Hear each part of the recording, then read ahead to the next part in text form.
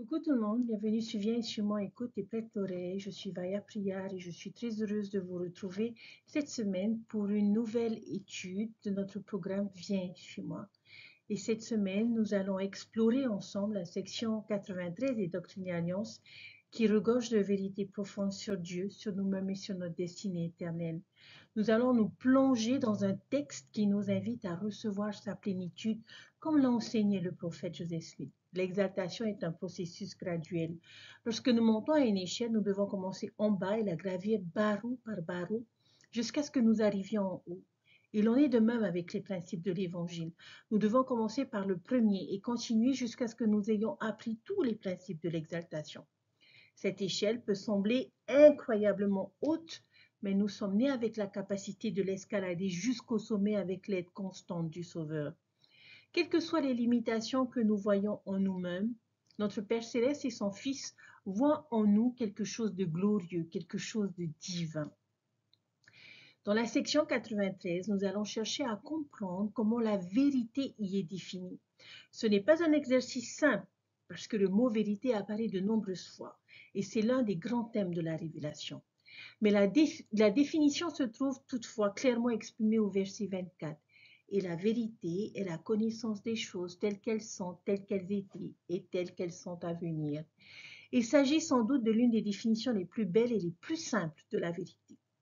La section 93 nous enseigne donc à considérer la réalité telle qu'elle est, telle qu'elle a été et telle qu'elle sera. À partir de cela, deux vérités centrales émergent de notre section. Le cœur de l'enseignement se concentre autour du verset 19 où le Seigneur nous dit « Je vous donne ces paroles afin que vous compreniez et sachiez comment adorer et sachiez ce que vous adorez afin que vous puissiez venir au Père en mon nom et en tant voulu recevoir de sa plénitude. » Ce verset souligne un principe essentiel. L'adoration véritable repose sur la connaissance de celui que nous adorons. Plus notre perception du caractère et du cœur de Dieu s'affine et mûrit, plus notre adoration gagne en profondeur et en authenticité. Nous découvrons que Dieu est infiniment meilleur et plus miséricordieux que ce que nous pouvions concevoir. Cette révélation nourrit en nous un désir plus intense de l'honorer, d'élever nos louanges et de l'aimer avec davantage de ferveur. Alors, deux grandes questions se dégagent. Comment adorer et qui adorer? On peut ainsi diviser la section 93 de la manière suivante. Les premiers versets jusqu'au verset 18 répondent à la question « Qui devons-nous adorer ?» Tandis que les versets 20 jusqu'à la fin nous enseignent comment adorer. Notre étude, je l'espère, ouvrira notre compréhension du ciel et enrichira notre vision du caractère de Dieu. Doctrine et Alliance 93 nous enseigne la véritable nature de Dieu et par extension notre propre nature et notre destinée. Joseph Smith a souligné que si les hommes ne comprennent pas la personnalité de Dieu, ils ne se comprennent pas eux-mêmes. Et cette révélation va nous aider à comprendre comment adorer et qui nous devons adorer. Elle nous introduit à un Dieu majestueux, royal, personnel et si grand que les mots semblent presque insuffisants pour le décrire. Plus notre compréhension du caractère et du cœur de Dieu mûrit, plus notre adoration devient profonde et riche. Maintenant, puisque le Seigneur encadre cette section dans le contexte de questions, nous allons prendre cette idée et la développer. Nous allons aborder cette section comme s'il s'agissait d'un entretien. Et je veux que vous vous imaginiez que vous êtes assis en entretien avec nul autre que Jésus-Christ lui-même. Cependant, ce n'est pas lui qui pose des questions cette fois. Ce n'est pas un entretien pour une recommandation du temple ou pour le jugement final. Mais c'est vous, c'est nous qui allons poser ces questions. Vous êtes celui qui donne l'entretien. Et vous vous retrouvez assis sur l'un des fauteuils confortables, entièrement blanc, face à face, au milieu d'une grande pièce. Et le sujet de l'entretien est l'adoration. Vous voulez mieux comprendre cette idée car vous avez entendu dire qu'elle était importante, mais vous n'êtes pas exactement sûr de ce qu'elle signifie. Donc, pour notre leçon d'aujourd'hui, nous allons avoir quelques questions et nous laisserons le Christ, à travers les Écritures, y répondre. Alors, notre première question est donc, qui adorons-nous? La réponse se trouve dans les 18 premiers versets de la section. Nous pouvons modifier cette question parce que dans la section, on dit qu'adorons-nous. Mais moi, je l'ai modifié pour dire qui adorons-nous? Parce que nous n'adorons pas de choses. Mais qui adorons-nous? De qui ces versets parlent-ils? De qui nous enseignent-ils?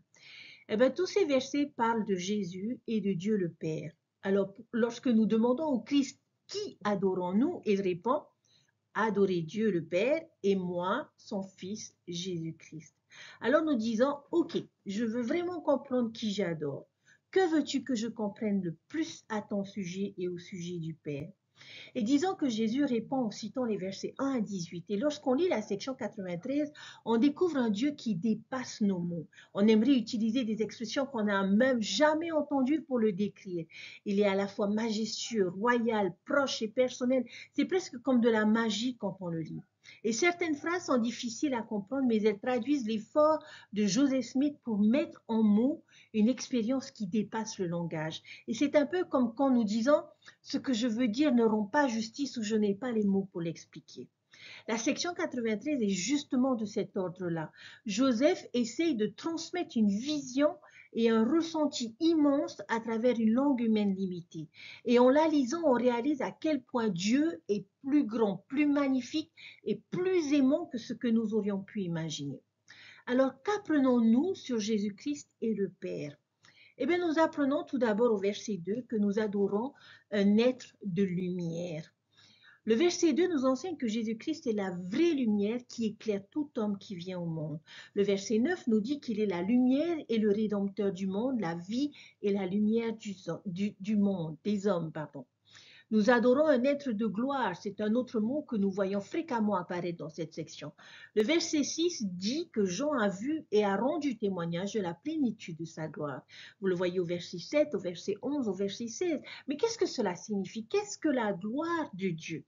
Et on va un peu tricher et on va se rendre dans la seconde moitié de la section au verset 36, un verset que l'on connaît tous et qui est souvent cité, qui dit que la gloire de Dieu, c'est l'intelligence, ou en d'autres termes, la lumière et la vérité. Vous souvenez-vous d'avoir parlé des interchangeables dans la section 80 ou 88? Eh bien, ils sont partout ici dans cette section. Donc, lorsque nous parlons de Jésus comme un être de gloire ou ayant une plénitude de gloire, nous disons qu'il a une plénitude d'intelligence, une plénitude de lumière, une plénitude de vérité. Et vous verrez le mot vérité apparaître plusieurs fois dans la première partie également. Nous adorons un être de vérité. Les versets 4 et 11, nous apprenons qu'il a demeuré dans la chair et qu'il a demeuré parmi nous. Ainsi, nous adorons un être qui sait ce c'est qu'être humain. Un être qui comprend l'humanité ayant lui-même vécu une existence mortelle. Du verset 7, nous apprenons qu'il était au commencement, avant que le monde fût. Et il y a une tonne d'autres mots et choses que nous pourrions ajouter ici. Nous adorons un être de grâce, un être de pouvoir, un être aimé de son Père. Mais un aspect particulier de Jésus-Christ que Jean veut que nous comprenions ressort fortement dans la section 93. Il utilise la répétition. Et dans les versets 12 à 14, une même idée est soulignée 3 fois. Que Jésus n'a pas reçu la plénitude dès le commencement. Autrement dit, il n'est pas né avec une compréhension parfaite de Dieu, ni avec une maturité spirituelle complète comme tout être humain. Il a commencé sa vie en tant que bébé, innocent et dépendant, et il a dû apprendre. Et la révélation insiste sur le point. Il n'a pas reçu d'un coup toute la lumière, la vérité, le pouvoir, la gloire, l'intelligence nécessaires à sa mission. Il a dû les acquérir progressivement. Et comment l'a-t-il fait? Grâce en grâce, comme on le dit au verset 13. On pourrait dire grâce pour grâce et grâce en grâce. Grâce pour grâce évoque un échange. Dieu donne sa grâce, ses bénédictions, sa vérité, sa lumière, et en retour, Jésus offre la sienne, son obéissance, sa fidélité et son sacrifice. Grâce en grâce suggère une progression, une montée vers une plénitude de gloire et de lumière étape par étape. Rappelez-vous l'échelle et ses barreaux. Le Christ n'a jamais péché, mais cela ne veut pas dire qu'il possédait dès l'enfance la plénitude de toutes les vertus et de toutes les capacités divines. Il a grandi en sagesse, en bonté, en force spirituelle. On peut imaginer que Jésus à 30 ans était plus mieux, plus complet et plus fort que Jésus à 12 ans, car il avait développé et affiné ses attributs au fil des années. Cette idée me rappelle une scène du film Ben-Hur dans l'atelier de Joseph. Un voisin, en voyant des planches non assemblées, reproche à Jésus de négliger son travail de charpentier. Et Joseph lui répond, une fois je lui ai fait ce reproche et il m'a dit, je dois m'occuper des affaires de mon père. Quand le voisin réplique, alors pourquoi n'est-il pas ici à travailler? Joseph a souri et répond, il travaille. Et cela illustre bien que Jésus a consacré ses années de jeunesse à apprendre, à prier, à méditer les Écritures, à travailler auprès de son Père terrestre et à se préparer pas à pas à sa mission divine. Il a fallu près de 30 ans de croissance, d'efforts, d'études et d'expérience pour qu'il atteigne la plénitude, prêt à accomplir le ministère de salut pour lequel il était venu. Jean a témoigné qu'il a vu sa gloire, qu'il était au commencement avant que le monde fût. Jésus-Christ est le créateur du monde. Les mondes ont été faits par lui, les hommes ont été faits par lui, tout a été fait par lui, par son intermédiaire et de lui. Il est plein de grâce et de vérité et a reçu tout pouvoir tant dans le ciel que sur la terre. Il a fait de la chair son tabernacle et a demeuré parmi les hommes, comprenant ainsi ce que signifie être humain. Maintenant, quelle est notre véritable nature? De même que Jésus-Christ était au commencement avec le Père, nous y étions aussi. L'intelligence ou la lumière de la vérité n'a été ni créée, ni faite et ne peut assurément pas l'être. Nous sommes des êtres d'intelligence, créés avec de la matière éternelle, et nous possédons le don divin du libre arbitre. Chaque esprit humain, chaque esprit humain était innocent au commencement. Nous avons tous commencé sur un pied d'égalité, et c'est en exerçant notre libre arbitre que les différences commencent à apparaître. Nous sommes des êtres d'intelligence, ce qui signifie aussi que nous sommes des êtres de gloire, de lumière et de vérité, avec une étincelle d'éternité en nous. Un mot ressort, particulièrement dans cette section, et c'est le mot plénitude. On le retrouve une quinzaine de fois alors que le passage n'est pas très long. Mais ce mot devient le fil conducteur de la révélation. Mais que veut-il dire?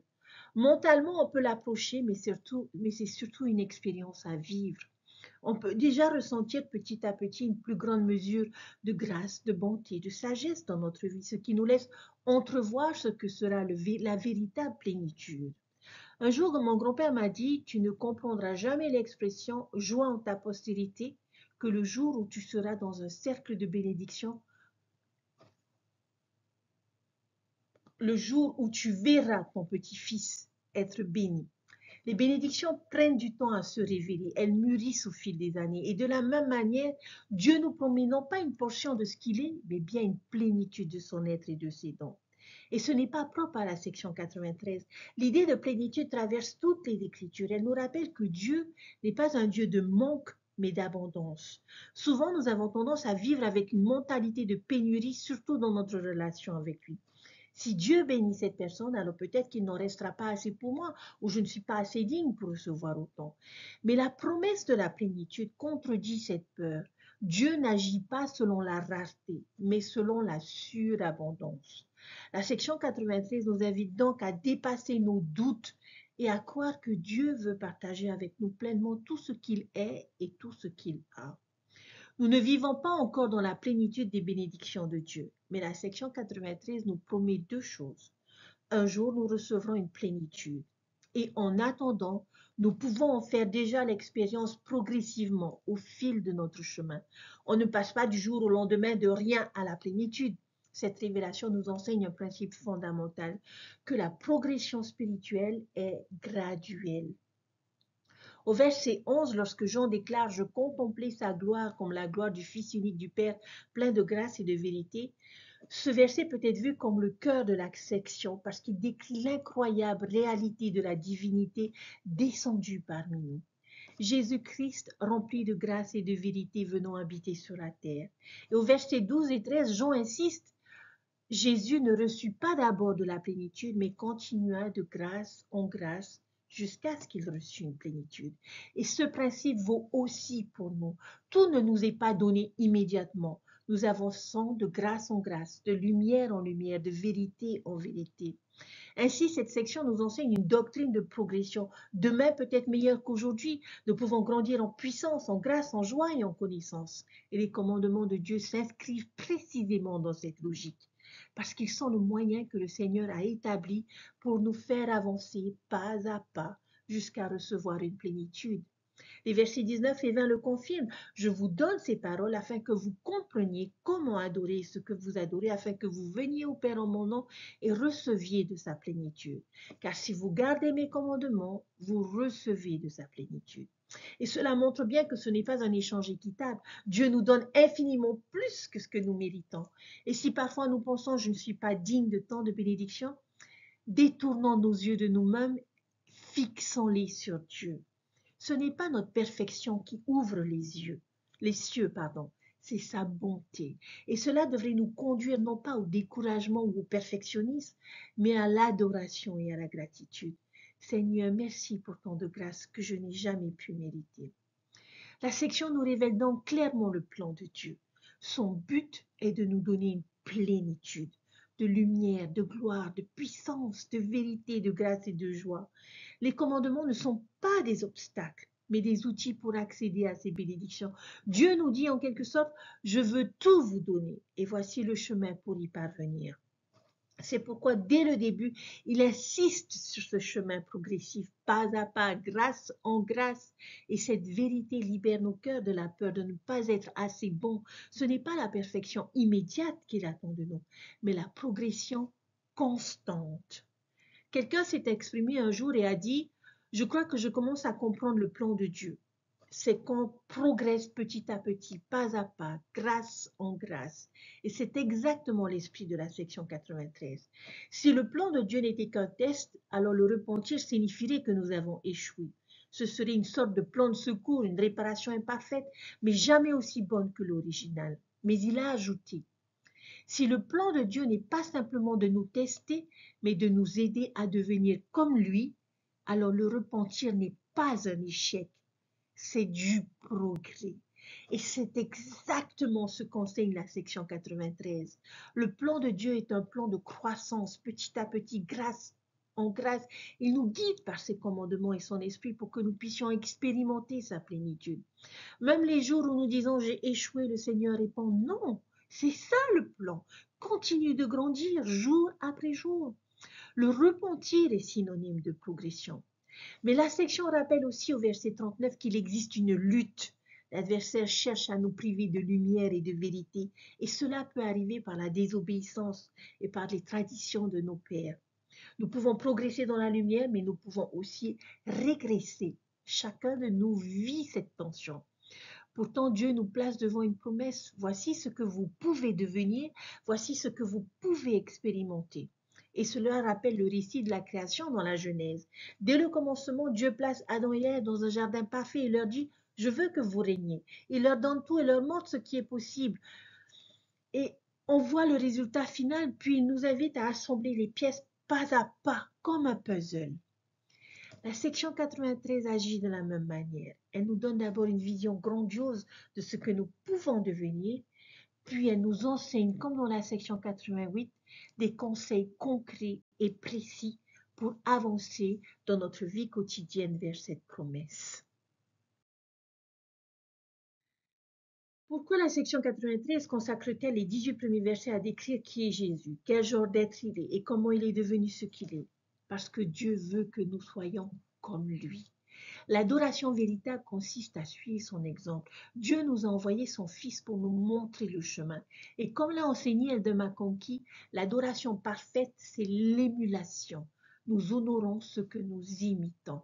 Quand un enfant imite son père, on pourrait dire qu'il l'adore parce qu'il veut devenir comme lui. Et c'est aussi ce que souligne le verset 8 où le Christ est appelé la parole. Pourquoi ce titre? Parce que sa vie était son message. Jésus n'était pas seulement le messager, il était le message. Dieu n'avait pas besoin de longues explications. Il a envoyé son Fils comme une démonstration vivante de l'Évangile. C'est mon Fils bien-aimé. Écoutez-le. Faites ce qu'il dit, faites ce qu'il fait. On dit qu'une image vaut 1000 mots. Mais la vie du Christ valait tout l'Évangile. Comme il le déclare dans 3 Néphi 27, 27, quelle sorte d'homme devriez-vous être? En vérité, je vous le dis, tel que je suis. Dans notre scénario d'entretien, nous pourrions alors demander au Christ, comment dois-je adorer? Et sa réponse serait simple, imite-moi, fais les œuvres que tu m'as vu faire. Alors une autre question, qu'as-tu fait que je dois imiter? Et la réponse se trouve au verset 20. Car si vous gardez mes commandements, vous recevrez de sa plénitude et serez glorifiés en moi comme je le suis dans le Père. C'est pourquoi je vous le dis, vous recevrez grâce pour grâce. Autrement dit, nous suivons son exemple par l'obéissance. Et comme lui, nous progressons grâce en grâce jusqu'à atteindre une plénitude de gloire. N'est-ce pas une pensée réconfortante? Dieu désire que nous devenions parfaits, mais ce processus se fait en temps voulu. Si Jésus a mis 30 ans à atteindre la plénitude avant de commencer son ministère, il est normal que pour nous, cela prenne une vie entière et même au-delà. À chaque fois que nous obéissons à un commandement ou répondons à la lumière reçue, Dieu nous accorde davantage de vérité, de gloire et de lumière.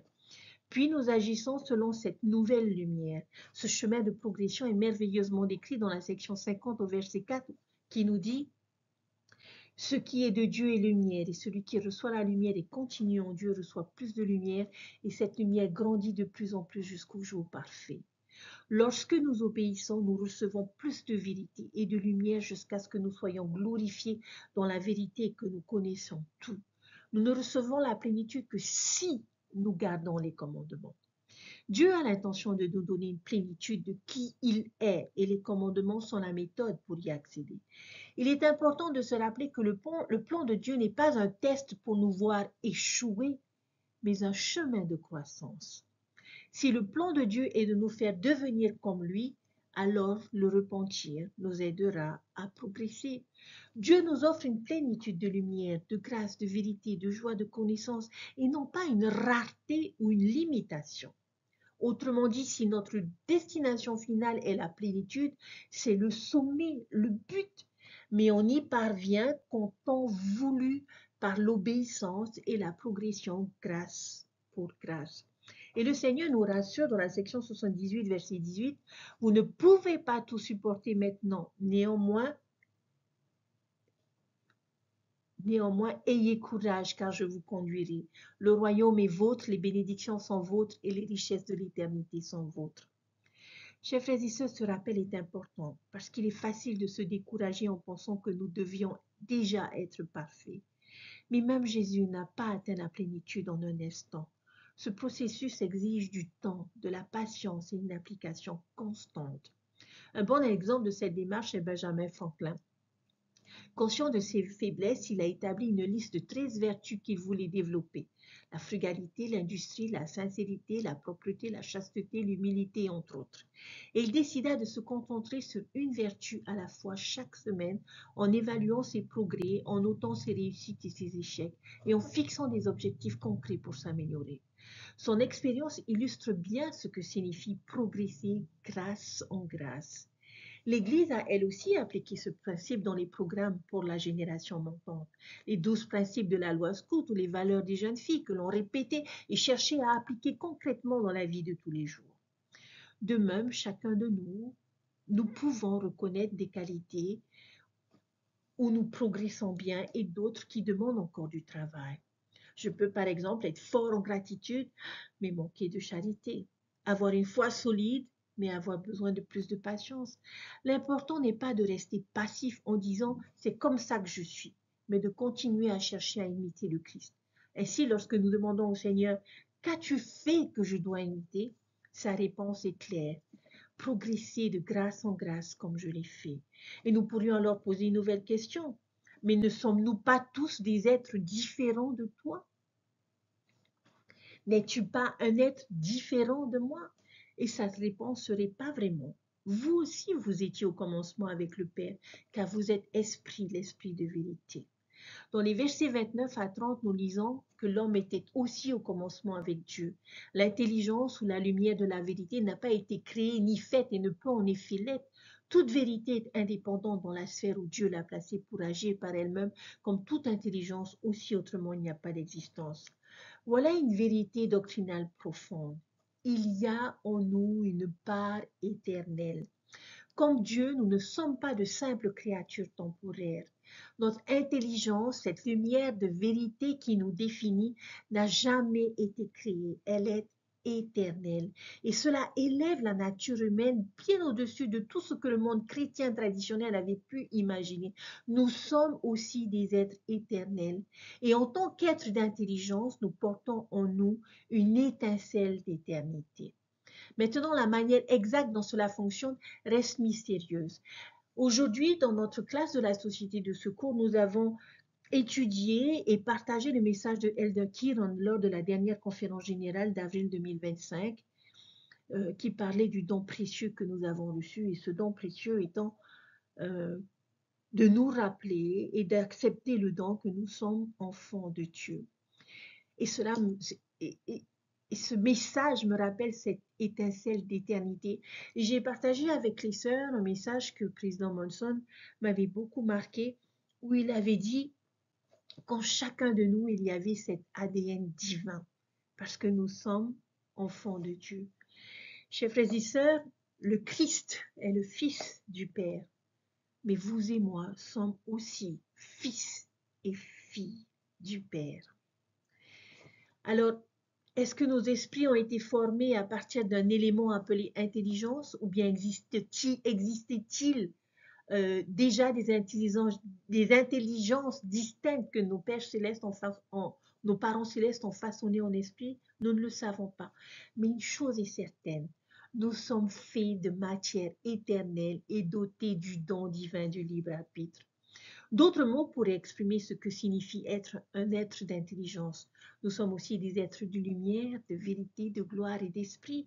Et tout cela révèle qu'il y a en chacun de nous quelque chose de profondément divin et glorieux. Mais cela pose une question.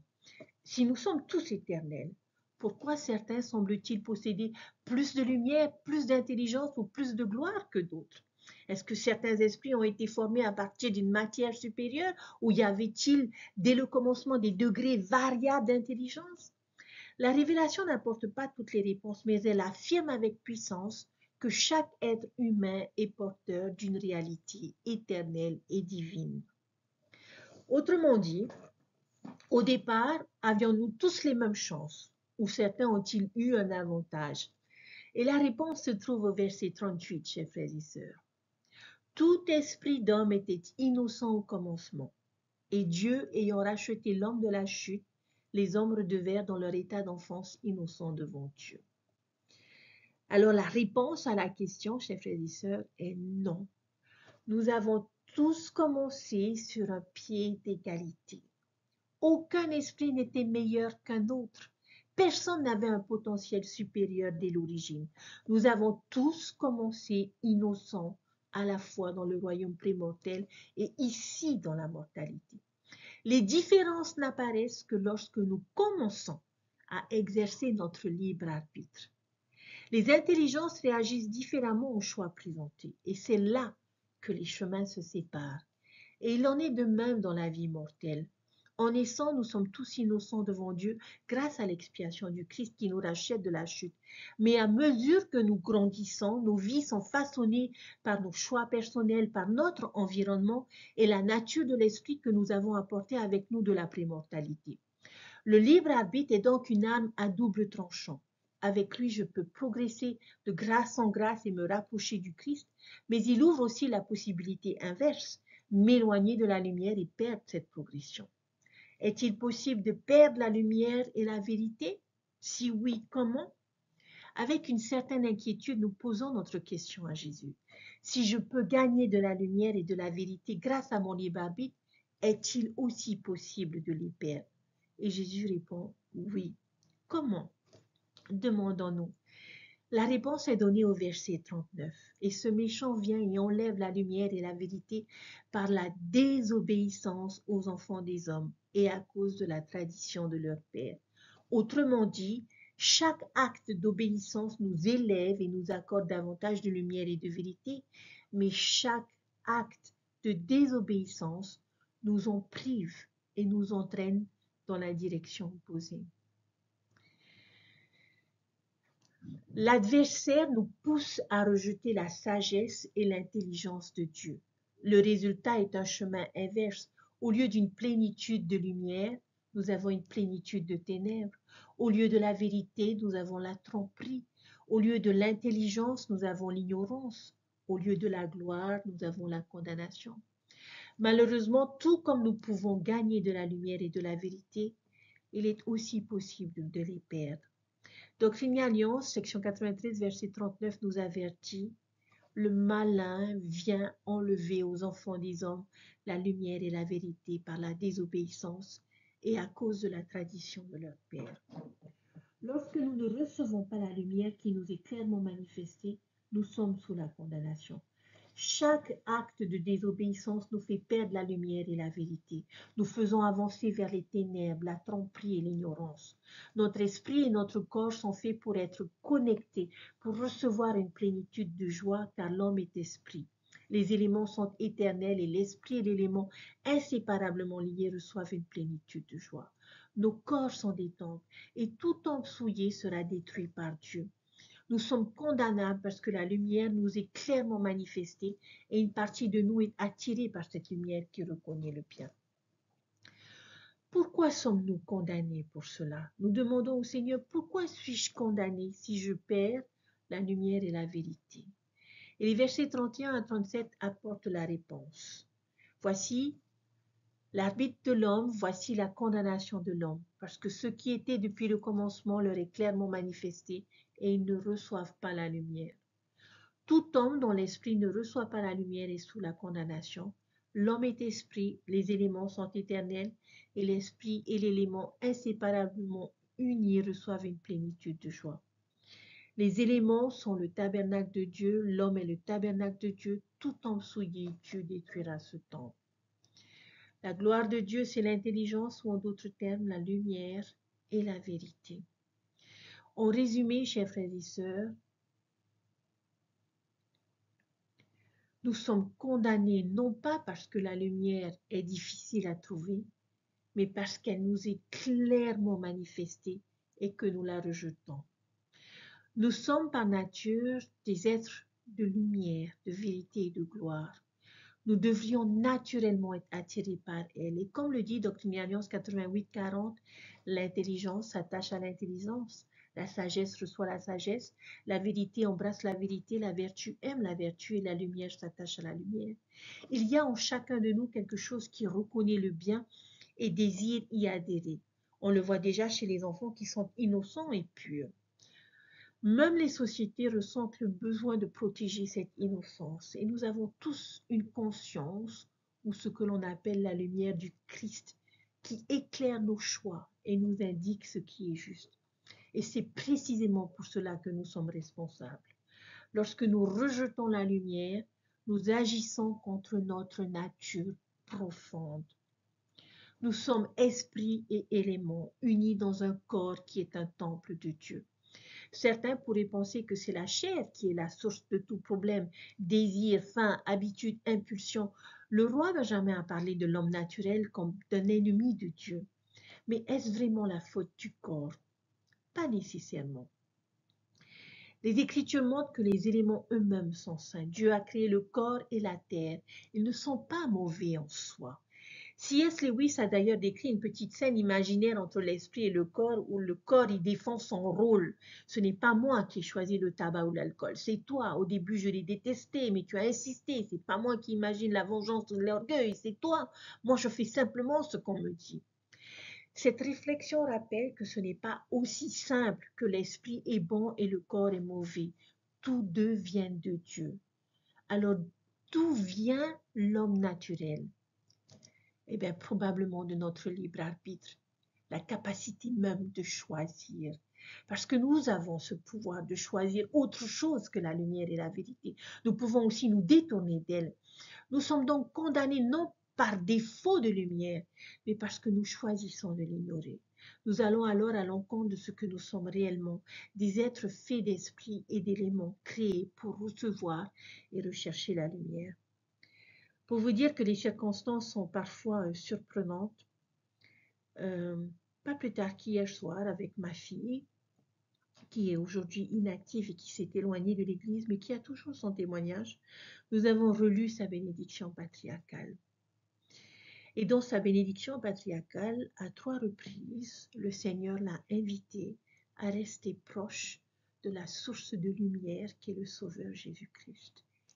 Et en relisant sa bénédiction patriarcale, elle s'est rendue compte des nombreuses bénédictions à côté desquelles elle était passée, des bénédictions qu'elle n'a pas vues se réaliser dans sa vie parce qu'elle avait fait des choix et qu'elle en a vécu les conséquences jusqu'à aujourd'hui de ses choix. Mais humblement et avec tout l'amour que j'avais pour elle, je lui ai rappelé que tout était encore possible, que ces bénédictions étaient toujours bel et bien présentes et que cela ne dépendait que d'elle, qu'elle devait changer, qu'elle devait faire de meilleurs choix. Et je l'ai invitée à se reconnecter à cette source de lumière, à cette source de vérité, à cette source de gloire et de grâce qui est le Sauveur Jésus-Christ. Et c'est l'invitation que je voudrais faire à chacun d'entre vous, chers frères et sœurs qui m'écoutez et qui avaient l'impression d'être trop loin de la lumière. Rappelez-vous, la semaine dernière, nous avons parlé du Christ dont la lumière se répand dans chaque coin de la terre. La lumière est toujours présente dans notre vie, quels que soient nos choix. Et cela ne dépend que de nous, de pouvoir à nouveau nous connecter à cette source de lumière. Et je témoigne que si nous le faisons, les bénédictions que le Seigneur a prévues pour nous seront déversées. Et par le chemin du repentir, nous apprenons et progressons grâce en grâce. Après avoir découvert toutes ces vérités profondes, il nous reste une dernière question à poser au Sauveur. Que dois-je faire maintenant? À ce moment de la révélation, on remarque un tournant clair au verset 40. Pendant longtemps, j'ai pensé que la seconde moitié de la section 93 était déconnectée de la première comme un ajout sans lien. Mais en regardant de plus près, on voit que la suite est la mise en pratique de tout ce qui précède. Jusqu'ici, nous avons étudié des vérités doctrinales. Mais au verset 39, le Seigneur ajoute un autre danger pour la lumière et la vérité, qui sont les traditions des pères. Autrement dit, la lumière peut être perdue non seulement par désobéissance personnelle, mais aussi quand les parents n'enseignent pas correctement leurs enfants. C'est pourquoi au verset 40, le Seigneur commande « Élevez vos enfants dans la lumière et la vérité ». La conclusion est claire. La section 93 est avant tout un message pour les parents. Le Seigneur s'adresse directement aux dirigeants de l'Église de l'époque. À Frédéric J. Williams, il lui dit « Tu n'as pas enseigné la lumière et la vérité à tes enfants, mets de l'ordre dans ta maison. » À Sidney Rigdon, il lui dit « Commence par mettre de l'ordre dans ta maison. » Et à Joseph Smith, « Ta famille doit se repentir et faire plus attention à tes paroles. » À Newell K. Whitney, il lui dit « Mets de l'ordre dans ta famille, veille à ce qu'ils soient plus diligents et soucieux à la maison. » Le fil conducteur est évident. Dieu dit à chacun d'eux et à chacun de nous de faire du foyer une priorité, de créer un environnement de lumière, de vérité pour les enfants. Après ces enseignements profonds, la révélation se tourne vers une application très pratique, en particulier pour les parents. Le commandement « Tu mettras en ordre ta maison » ne concerne pas seulement le rangement de nos placards, mais l'enseignement et l'apprentissage de la lumière et la vérité. C'est une application pratique des vérités enseignées précédemment. Les enfants sont des êtres d'intelligence et de lumière et les parents ont la responsabilité sacrée de les mettre sur la bonne trajectoire en leur enseignant l'évangile, en leur montrant l'exemple, en leur apprenant à réagir à la lumière. Bien sûr, les enfants gardent leur libre arbitre, ils peuvent choisir de s'éloigner malgré l'éducation reçue. Mais au moins qu'ils ne perdent pas la lumière et la vérité parce que nous, parents, n'avons pas fait notre part. Le Seigneur a réprimandé ces dirigeants de l'Église pour avoir négligé d'enseigner la lumière et la vérité à leurs enfants. Il leur a commandé d'être plus diligents et plus occupés chez eux et de prier toujours. Et cela signifie de faire de notre foyer une priorité et d'y créer un environnement de lumière et de vérité pour nos enfants en leur enseignant l'évangile et en leur donnant le bon exemple. Dans la section 93, le Seigneur répète cette phrase à ses dirigeants, mettez de l'ordre dans votre propre maison. Soyez plus diligents et concernés à la maison et priez toujours. Et ce que j'aime ici, c'est la simplicité de ce conseil. Après toutes ces vérités profondes sur la lumière, la plénitude, la progression, le Seigneur nous ramène tout à une réalité concrète. Comment faire? Et le Seigneur nous dit, commencez dans vos foyers. Enseignez à vos enfants la progression. Expliquez-leur ce qu'est le repentir. Montrez-leur où trouver la lumière, la grâce, la vérité, la joie et la connaissance. C'est dans le foyer que ces vérités prennent vie. En travaillant dans nos maisons, nous faisons entrer le ciel sur terre. Et c'est ce qui me touche tant dans cette section. Dieu promet une plénitude éternelle, mais il dit que cela commence ici et maintenant dans nos propres maisons.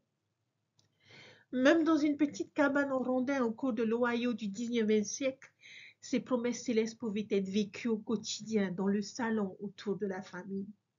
Et je trouve cela juste majestueux. Dieu prend des lieux ordinaires et des personnes ordinaires et il leur donne des expériences extraordinaires.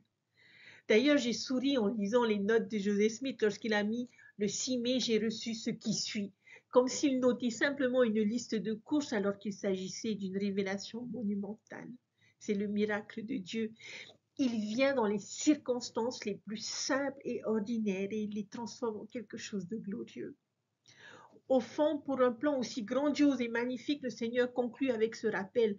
Vous n'avez pas besoin de vous inquiéter de tout. Mon plan commence dans votre foyer. Alors, si nous voulons expérimenter le ciel, la première étape est simple. Rentrons chez nous et vivons l'évangile dans notre maison. Le président Nelson a fortement insisté sur cette idée. Il a dit: nous avons besoin d'une église centrée sur la famille, soutenue par ce qui se passe dans les bâtiments. Chacun est responsable de sa croissance spirituelle individuelle et les parents ont la responsabilité première d'enseigner la doctrine à leurs enfants. La responsabilité principale d'élever les enfants dans la lumière et la vérité incombe aux parents, comme l'a enseigné le président Russell M. Nelson. L'Église est devenue centrée sur le foyer, soutenue par ce qui se passe dans nos chapelles. Pour être plus diligent et préoccupé à la maison, Elder David Bennar a suggéré d'exprimer l'amour et de le montrer, de rendre témoignage et de le vivre et d'être cohérent. Ces actions, bien que simples, sont comme des coups de pinceau ordinaires qui semblent produire des résultats spirituels importants parce que c'est par des petites choses que sort ce qui est grand. L'une de mes phrases préférées dans cette dernière section est l'injonction à Newell K. Whitney d'être plus diligent et soucieux à la maison. Quelle merveilleuse expression, diligent et soucieux.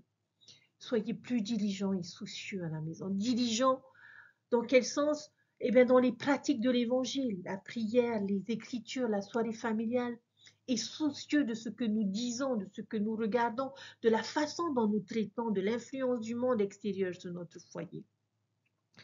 Les parents et les enfants peuvent s'efforcer d'être plus diligents dans leurs engagements envers les principes de l'Évangile et peuvent être plus soucieux. Soucieux de quoi? Soucieux des choses qu'ils disent, soucieux des divertissements qu'ils consomment, soucieux de la façon dont ils se traitent les uns les autres, soucieux de l'influence que le monde extérieur exerce sur le foyer. Je suis éternellement reconnaissant d'avoir des parents qui se sont sérieusement efforcés de créer un environnement de vérité et de lumière dans notre foyer. La section 93 commence par une promesse impressionnante. Le Seigneur dit: en vérité, ainsi dit le Seigneur, il arrivera que toute âme qui délaisse ses péchés vient à moi, invoque mon nom, obéit à ma voix et garde mes commandements, verra ma face et saura que je suis. On peut presque compter 7 actions dans cette invitation. Délaisser ses péchés, venir au Christ, invoquer son nom, obéir à sa voix, garder ses commandements, voir sa face et savoir qu'il est. Cette promesse est bouleversante. Voir la face du Sauveur et savoir qu'il vit. Elder Faust a un jour affirmé: je suppose que tous les membres de cette grande église ont le désir de voir la face du Sauveur.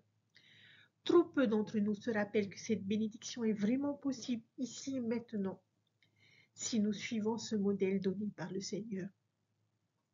Cette section nous assure que nous pouvons expérimenter dès maintenant une mesure de lumière, de gloire, de puissance, de grâce, de vérité, de joie et de connaissance qui grandissent jusqu'à une plénitude. Ce n'est pas réservé au temple ou aux grandes assemblées spirituelles, non.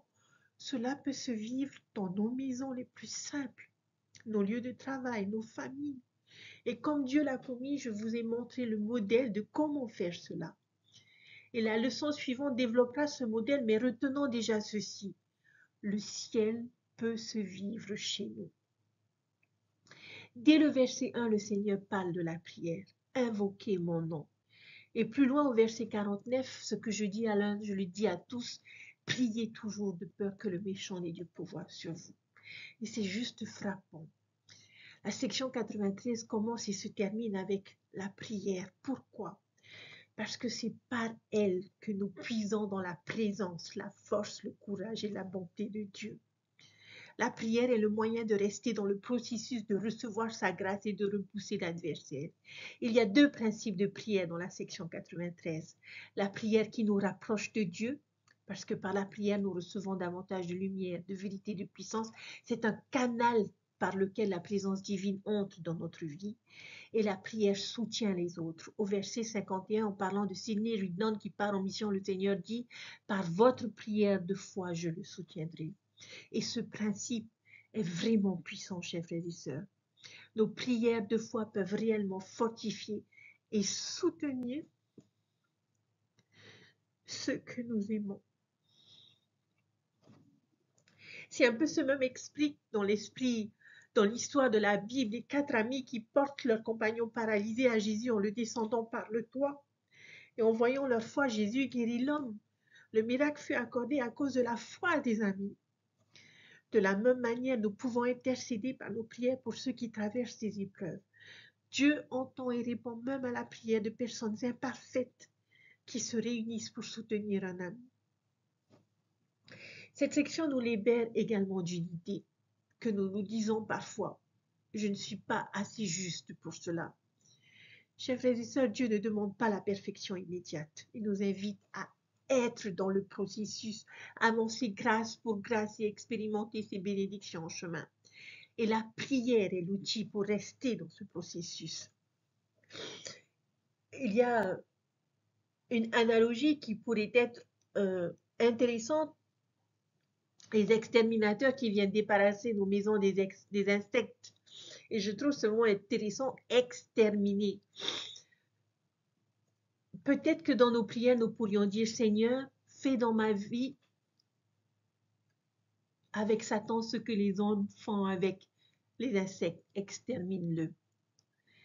Le Seigneur a promis qu'il peut neutraliser l'adversaire si nous lui demandons dans la prière. Et c'est exactement ce que dit la section 93. Satan veut nous priver de la plénitude. Mais la prière, chers frères et sœurs, est l'âme qui nous protégera toujours. La section 93 nous donne un immense espoir. Dieu promet une plénitude de lumière, de vérité et de gloire. Oui, Satan cherchera à nous en priver. Mais oui, Dieu nous donne une clé simple. Priez toujours. La prière nous relie à lui, elle nous fortifie, elle protège nos foyers et permet même de soutenir ceux qui nous entourent. Nous n'avons pas affronté cela seuls. Nous pouvons appeler l'exterminateur par nos prières et le Seigneur promet de nous délivrer. En préparant cette leçon, un passage m'a particulièrement touchée. Être plus diligent et soucieux à la maison. J'ai senti que ce message ne s'adressait pas seulement à Frédéric Williams, Sidney Rigdon, Joseph Smith ou Newell Whitney, mais aussi à moi. J'ai réalisé que j'ai parfois négligé certaines choses essentielles dans ma propre maison. Je me suis senti repris par le Seigneur, mais aussi aimé parce qu'il corrige ceux qu'il aime. J'ai décidé de mettre en place des actions concrètes pour être plus attentive et plus présente dans mon foyer. Oui, mes élèves de l'école du dimanche, ma paroisse, mes amis sont importants. Mais ma famille doit rester ma première priorité. Et je veux que mes enfants, marchent sur ce chemin de progression de grâce en grâce. Comme Jean l'a écrit, je n'ai pas de plus grande joie que d'apprendre que mes enfants marchent dans la vérité. C'est ma prière chaque soir, que mes enfants choisissent la lumière et la vérité. Et voilà le pouvoir de la section 93. Elle nous invite à grandir, à enseigner, à protéger nos foyers et à marcher vers la plénitude de lumière et de vérité que Dieu promet. Et si nous le faisons, le Seigneur nous assure, vous verrez ma face et vous saurez que je suis. Et vous viendrez au Père en mon nom, et en temps voulu, vous recevrez de sa plénitude de gloire, d'intelligence, de lumière, de vérité, de puissance et de joie. En somme, donc l'Alliance 93 nous offre une vision expansive de la divinité et de notre potentiel divin. Il nous prouve que nous pouvons progresser jusqu'à recevoir une plénitude de toutes ces choses. Le chemin est clair. Imitons le Sauveur par l'obéissance, enseignons la lumière et la vérité dans nos foyers et prions sans cesse pour résister au mal. Notre étude nous rappelle une vérité fondamentale. Dieu veut nous accorder une plénitude de lumière, de vérité, de grâce et de gloire. Son plan n'est pas seulement futur ou céleste, il commence ici et maintenant dans nos vies quotidiennes et dans nos foyers. Chaque acte d'obéissance nous fait progresser grâce pour grâce. Chaque acte de désobéissance nous éloigne de la lumière. Nous avons tous une part éternelle en nous, faite pour rechercher et recevoir la vérité. Et nous, parents, avons la responsabilité sacrée d'élever nos enfants dans la lumière et la vérité. Et surtout, plus que tout, la prière est l'outil qui nous garde sur le chemin, nous rapproche de Dieu et nous protège de l'adversaire. Le Seigneur nous invite à ne pas nous décourager en pensant que nous ne sommes pas assez justes. Ce qu'il demande, c'est d'être dans le processus, de progresser pas à pas. Et la promesse est certaine, chers frères et sœurs. Si nous persévérons, nous verrons un jour sa face et saurons qui il est. Et en attendant ce jour, nous pouvons déjà expérimenter sa lumière et sa présence dans nos vies et dans nos foyers. Puissions-nous tous marcher dans la lumière et la vérité afin de recevoir en temps voulu la plénitude que notre Père Céleste désire tant nous donner. Chers frères et sœurs, j'espère que ces enseignements vous ont inspiré et vous aideront à mieux comprendre la profondeur de cette révélation. Dieu vit et Dieu nous aime. Et il ne veut qu'une chose, que nous ayons la plénitude de toutes choses et que nous retournons vivre en présence de lui et de son Fils et que nous obtenions la vie éternelle.